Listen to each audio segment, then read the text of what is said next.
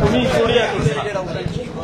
काल शरद पवारांची तुम्ही भेट घेतली आणि आता काय चर्चा लोकसभा निवडणुकीसाठी उमेदवारीसाठी इच्छुक आहात, महाविकास आघाडी तुमची ही इच्छा पूर्ण करेल असं वाटतंय का? माझा प्रयत्न चालू आहे. मी कालच्याला सुद्धा शरद पवार साहेबांना भेटलो.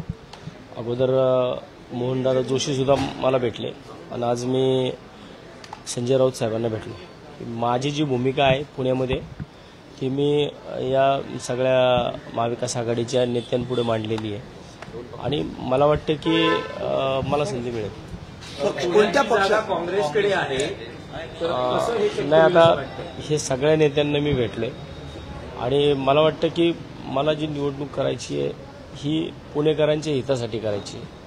त्यामुळं मी प्रत्येकाकडे पहिल्या गाठीभेटी घेतोय आणि गाठीभेटी घेऊन त्याच्यामध्ये योग्य तो मार्ग काढते. तुम्ही म्हटलं होतं की पुढच्या 2 दिवसामध्ये आपली राजकीय भूमिका पुढची काय असेल ते सांगणार आहात, तर तुम्ही महाविकास आघाडीतलीच एका पक्षामध्ये पक्षप्रवेश करणार आहात हे आता दिसतंय, कारण ज्या प्रकारे शरद पवार आणि आता संजय राऊतांची तुम्ही भेट घेता ना. अजून मी फक्त भेटीगाठींवरती आणि माझ्या कुठल्याही भेटीगाठी या मागच्या दरवाजाने झालेल्या नाहीये. मी प्रत्येक ठिकाणी जातोय ते डायरेक्टली भेटतोय. मी कुठेही अंधारामध्ये पडद्याआड अशा माझ्या कुठल्याच मिटिंगा झालेल्या नाहीये. मी ज्या ज्या ठिकाणी जातोय मी त्या त्या ठिकाणी मला हे सर्व नेते मंडळी मला अतिशय चांगल्या पद्धतीने मला अप्रोच करतात आणि हे मी माझं भाग्य समजतो की मी ज्या पक्षामध्ये होतो त्या पक्षातनं मी इथपर्यंत पोहोचलो आणि इथं आल्यानंतर ही सर्व लोक मला भेटतात.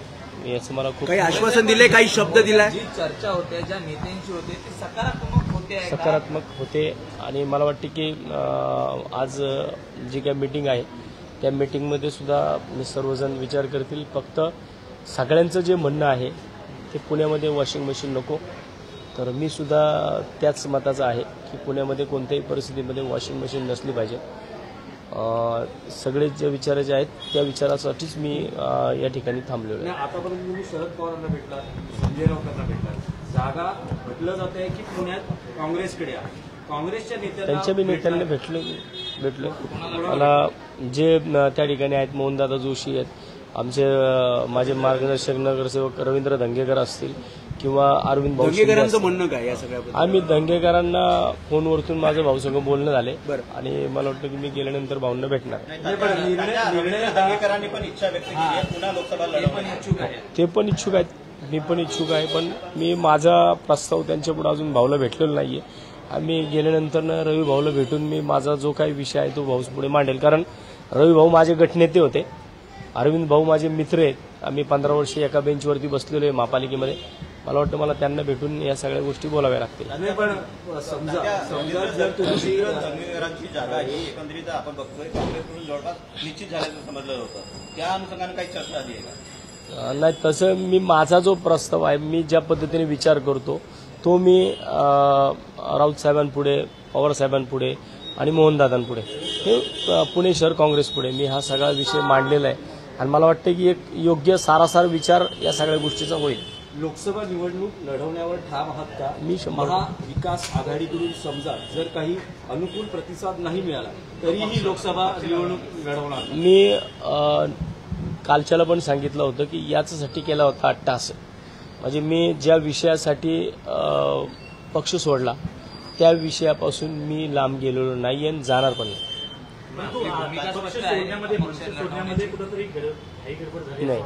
कारण ज्या प्रकारे तुम्ही इतर पक्षांशी आता बोलणी सुरू करताय की अगोदरच पक्ष जे सुरुवातीला पक्षांनी बोलणी करायला पाहिजे होती ती मी आता करतोय. सध्या रवींद्र दंगेकरांना जो शब्द दिलाय महाविकास आघाडीनं, आता तुम्हाला वाटतंय का लोकसभेमध्ये तुमच्याकडे तो का येईल?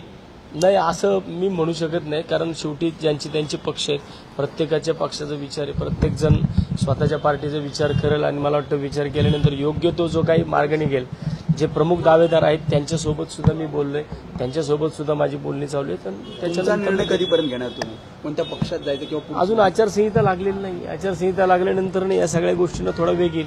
दुसरीकडे आपण ज्या पक्षात होतात मनसे त्यांची आणि कुठेतरी भाजपसोबत महायुतीची चर्चा देखील सुरू आहे, त्याकडे आपण कसं पाहता की 1-2 जागांसाठी त्यांना तिकडे जागा दिली जाऊ शकते महायुती? मी त्या विषयावरती महाराष्ट्र नवनिर्माण सेना या विषयावरती मी आता काहीच बोलू इच्छित नाही.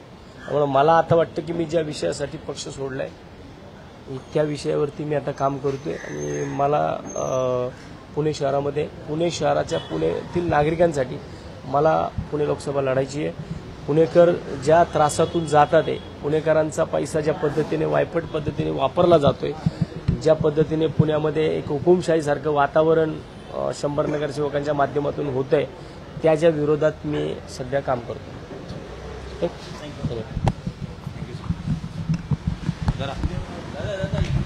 अरे भाऊ ऐक ना